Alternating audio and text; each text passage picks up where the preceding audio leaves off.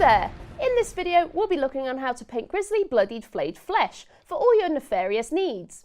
We'll be painting it on a Flesh Eater Court's Crypt Guard banner, but this guide can be used on many trophies and adornments, just like the Necron flayed ones and Drukhari homunculi cloaks. The paints we'll be using are on the screen right now.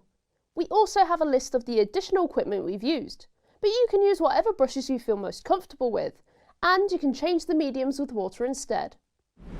If you're new to painting or want to brush up on your skills, you can check out the Citadel Colour Painting Essentials videos to learn all about paints and techniques.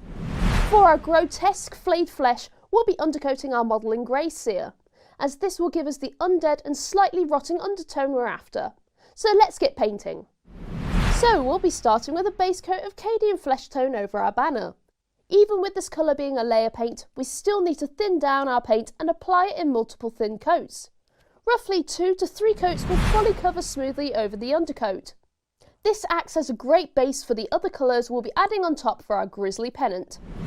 With our base coat nice and dry, we can look to adding some bruising and shadow to the skin with Targor Rage Shade. We'll thin down 1 part Targor Rage Shade with 2 parts Lahmian Medium, so it's not too strong when we apply it. As we're moving it around the banner, just be wary that adding too much will allow the shade to pull downwards. So you might find it's best to add it in small amounts and laying it flat to dry. Then do the same on the other side afterwards. Remember, you can always remove any pooling shade while it's still wet with a clean brush. And you can always add another thin layer once it's dry if you want any darker recesses. Now that our shading is complete and looking rather bruised, we can tidy up and refine the edges of the banner with Cadian flesh tone and our small layer brush. This step allows us to just tidy up any areas that look a little bit too dark or have some patches that we're not happy with, but also gets us started on our highlighting. You can even add small lines down from the edges. This acts as fraying, or if the skin is shrinking over time. Next, we can start highlighting those gruesome edges and rips with Kislev flesh. We want to keep those lines small and sharper than the first highlight, so we'll just twist our small layer brush on the palette to get a point to the bristles. This also helps us control how much paint we apply too. Then we can add one last edge highlight of Deepkin flesh on those very raised or damaged areas. Using such a pale and slightly green tone helps us make that flesh look on the edge of decaying, with that obvious blood loss. Just take your time and make sure those highlights are small and sharp.